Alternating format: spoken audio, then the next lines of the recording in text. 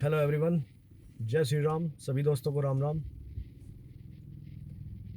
साथियों, हमारी वीडियो जो हम ये बनाते हैं, हमारी ये वीडियो उन लोगों के लिए है जो हमारी इस इंडिया के अंदर 65-70% लोग जो किसान है या नौकरी करने वाला लोग है या मजदूरी दिहाड़ी करने वाले लोग हैं, हम खासकर उनको उनके लिए वीडियो बनाते हैं। सबसे बड़ी जो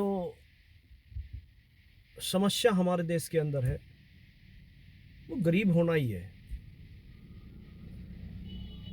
और गरीबी कहीं ना कहीं, चाहे वो थोड़ी कम है या ज़्यादा है, गरीबी तो गरीबी होती है। देखो, जो कर्ज के जाल में है तो वो गरीब है। जो फाइनेंशियली जिसकी कंडीशन कमज़ोर है, जो अपने मन के मुताबिक खर्च नहीं कर पाते या अपने मन के मुताबिक कोई सामान नहीं खरीद पाते या मन के मुताबिक अपने बच्चों को नहीं पढ़ा पाते, मन के मुताबिक उनके पसंदीदा जो वो चाहते हैं, जहाँ वो पढ़ना चाहते हैं या जो उनको चाहिए वो चीज़ उनको नहीं वो कर पाते, उनके लिए मैं ये वीडियो में शूट करता हूँ, उनके लिए मैं वीडियो बनाता हूँ। और मैं आपको बताऊँगा, आपको सिखाऊँगा, किसानों को या जो छोटा व्यापारी है, जो बीच का एक व्यापारी बोला जाता है, सरकार का उनके ऊपर भी कोई ध्यान नहीं है। कोई भी सरकार आए, छोटा व्यापारी को कोई कुछ नहीं मानता।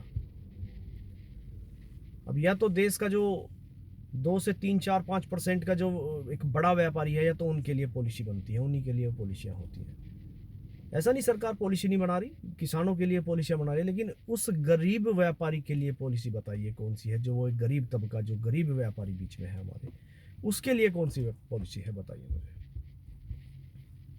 छोटा व्यापारी के साथ तो उत्पीड़न इतना है कि वो बेचारा, कभी कोई पोल्यूशन से रिलेटेड है तो पोल्यूशन वाला बैठा है, एफएसएसआई वाले आ गए, फूड वाले आ गए, जीएसटी वाले आ गए, अब ये आ गया, वो आ गया, वो उन्हीं से ही जूझता रहता है। माल बिक नहीं रहा क्योंकि ऑनलाइन हो गया, सब कुछ सब ऑनलाइन बिकने लगा है।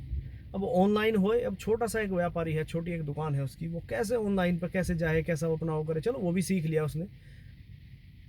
फिर भी एक, मैं नहीं मानता कि अभी इतना ज़्यादा अभी ऑनलाइन में जो है, क्योंकि ऑनलाइन में भी कुछ चुनिंदा ही लोग, चुनिंदा कंपनियों का बोलबाला है, उन्हीं का माल बिक रहा है। कहाँ से आ रहा है, किसका बिक रहा है, कहाँ जा रहा है, जा जिसके आप खरीद भी आप ही लोग रहे, क्योंकि आप ऑनलाइन हो गए। किसान है हमारे, किसानों के लिए पॉलिसियाँ तो बनती रहती हैं। अभी कोई पराली जला रहा है, पहले भी जलाते थे, अब जला रहे तो मुकदमे दर्ज हो रहे हैं। कोई पत्ती जला रहा है ईंट की, मुकदमे दर्ज हो रहे हैं। अब बताइए भैया, क्या किसानों को जो है जेल में जाना पड़ रहा है? अपनी ज़मीनें, अरे भैया अवशेष है, उनको क्या करे वो, उसका अब सरकार लेके चली जाए उनको। लेकिन मैं सरकार के खिलाफ नहीं बोल रहा हूँ, लेकिन कैसे, अब किसानों का जेल में जाने का क्या मतलब है? अरे अब 200-400 रुपया आपने जुर्माना लगा दिया, लगा दीजिए, कोई बात नहीं, लेकिन उसको जेल क्यों पहुंचा रहे हैं आप? चलिए खैर, इससे आगे बढ़ते हैं। फाइनेंशियली कंडीशन, फाइनेंशियली कंडीशन है क्या? अब जो लोग, मैं किसान की बात कर रहा हूँ, पहले एक नंबर पर आता है किसान, चलिए, क्योंकि 65% किसान और मजदूरी है। यदि उसको अपने सपने पूरे करने हैं, अपने बच्चों के सपने पूरे करने हैं, और उसको आमदनी दुगनी करनी, जैसा सरकार भी कहती है, भारतीय जनता पार्टी में माननीय नरेंद्र मोदी जी भी एक ही बात बोलते हैं, सरकार की इनकम को दुगना करना है, होगी, लेकिन समय लगेगा साथियों। अभी होने वाली है, आने वाले 2-3-4 सालों में आप देखेंगे आपके गन्ने का बदलाव, आपके गेहूं का बदलाव, चावल का बदलाव, आपके मक्के का बदलाव, आपकी हर फसल का एक बदलाव आने वाले 4 से 5 सालों में आपको दिखने वाला है। मेरा कहना यह है, प्रत्येक किसान किसान कार्ड बनवाता है। साथियों, उस किसान कार्ड को आप किसान कार्ड बनवाइए। आपने मान लिया, एक छोटे से छोटा किसान भी मैं मानता हूँ कि 50, 60, 70 हज़ार, 1 लाख तक का किसान कार्ड बनवा लेता है। नहीं तो खैर 4-5 लाख रुपए तो आज की डेट में एक नॉर्मल, बहुत ही एक नॉमिनल हो गया है कि 4-5 लाख का किसान कार्ड। आप एक डीमेट अकाउंट खोलिए, आपके बच्चे बता देंगे, आपके बच्चे सब जानते हैं।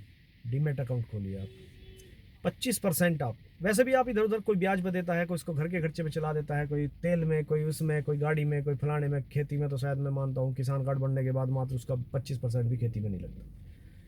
कोई लड़की की शादी में लगा देता है, कोई कपड़े खरीद लेता है, कोई बाइक खरीद लेता है। साथियों ऐसा ना करके उसका 25% आप डीमैट अकाउंट में डालिए। डीमैट अकाउंट में म्यूचुअल फंड में लगा दीजिए, ETF ले लीजिए, कोई भी एक अच्छा खासा 1-2 शेयर हमें कमेंट कीजिए, हम थोड़ा बहुत जो भी हमारा हम जिस मतलब अपने एडवाइज़र से पूछ लीजिए आप, लेकिन फिर भी हम जो भी रिकमेंड कर सकते हैं, एक आधा छोटा मोटा कोई आपको रिकमेंडेशन नहीं है, लेकिन बस बता सकते हैं कि आप थोड़ा थोड़ा इस तरफ ऐसे इसको लगा लीजिए।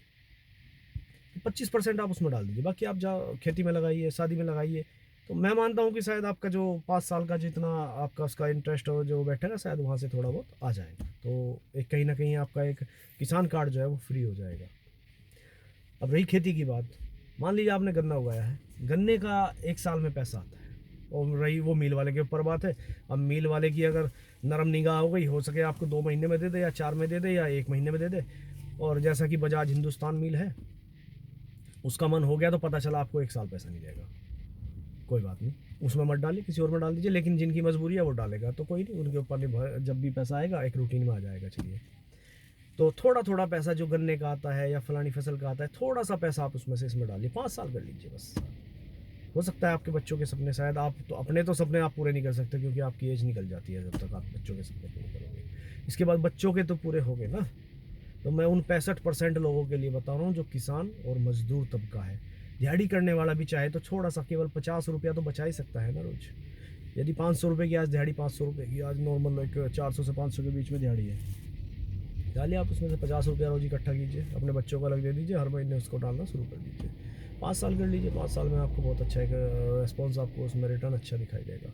उस पैसों को आप अपने काम में लगाइए आने वाले समय में जो है बच्चों के लिए, क्योंकि आप अपने तो सपने भूल जाइए, बच्चों के लिए कीजिए। ठीक, आपके बच्चे जो है आज जिस स्टेज को आपने देखा है वो शायद आपके बच्चे ना देखें, आपके बच्चे का अच्छा खासा उनका फ्यूचर अच्छा होगा, वो पढ़ाई लिखाई में, उनकी शादी में उनके काम आ जाएंगे। मैं बात करता हूँ व्यापारी की। व्यापारी क्या है, वो पहले एक छोटा सा लोन लेता है, लोन से अगर नफ़ा नुकसान हो गया, कोई ज़्यादा प्रॉफिट नहीं आया तो फिर बाज़ार से पैसा लेता है। रोज़ के चलता है बाज़ार के अंदर जो है, रोज़ रोज़ डेली वाला पैसा चलता है कि 100 रुपया रोज़, 200 रुपया रोज़, या फिर जो है कई सारी स्कीमें बाज़ार के अंदर, जो पैसा वो बहुत मोटा ब्याज 3-4-5% का ब्याज मंथली कम से कम जाता है, बस वो वहीं उसी जाल में फंस जाता है। तो उससे निकलने की कोशिश कीजिए, वो जो बाज़ार वाला पैसा है उसको पैसे को मत दीजिए। लोन का पैसा भी अगर आप चाहे थोड़ा थोड़ा करके उसको वापस कीजिए, या आपके पास कोई प्रॉपर्टी है, संपत्ति कोई ऐसी है जिसका आप जो है कोई ज़्यादा आपके लिए भी यूजेबल नहीं है, तो उसको रखने से कोई बड़ा बाबा दादा का नाम होने वाला नहीं है। भाई हमारे पास तो फलाना, भैया उसको सेल कीजिए, सेल करके उस पैसे को वापस करिए और टेंशन फ्री हो जाइए, और जो कमाएंगे वो आपका होगा। वरना जो कमाते हैं वो इंटरेस्ट में चला जाता है, ब्याज में चला जाता है। तो आप तो दूसरों का पेट पाल रहे हैं ना। हमने भी गलतियाँ की हैं, बहुत गलतियाँ की हैं ऐसी लाइफ में, बहुत सारी ऐसी गलतियाँ, उनसे ही सीखा है, उनको सीखने के बाद अपना जो तजुर्बा, अपनी लाइफ का एक्सपीरियंस है वो आपको बता रहे हैं। और इससे ज़्यादा अगर आप हमारा एक्सपीरियंस और बहुत ही अच्छे से डीपली एक्सपीरियंस हमारा लेना चाहते हैं तो कमेंट कीजिए, हम बताएंगे। आपकी समस्या लिखिए, या आपके पास कितना पैसा है, 10,000, 20,000, 50,000, लाख रुपया, 10 लाख, 50 लाख, जो भी आपके पास है बताइए, हम बताएंगे आपको क्या करना है। पैसा आपका होगा, खाता आपका होगा। मैं तो आपकी केवल आपका भाई होने के नाते एक मदद कर सकता हूँ, किसानों का, मजदूरों का, छोटा मेरा व्यापारियों का, जो मदद मैं कर सकता हूँ, मैं आपको केवल एक फाइनेंशियली गोल कर सकूँ। मेरी कोई फ़ीस नहीं है, कोई फ़ीस नहीं चाहिए, केवल कमेंट कीजिए और मैं आपको उसका जवाब दूंगा। या हमारी वीडियो से आप देखते रहिए और वीडियो को कमेंट कीजिए, सब्सक्राइब कीजिए, लाइक कीजिए, और बस यहीं से आप सीखते रहिए। कुछ दिन सीख लीजिए, 2-4-6 महीने। बस इसी के साथ साथियों आज की वीडियो को समाप्त करता हूँ। जय श्री राम, धन्यवाद।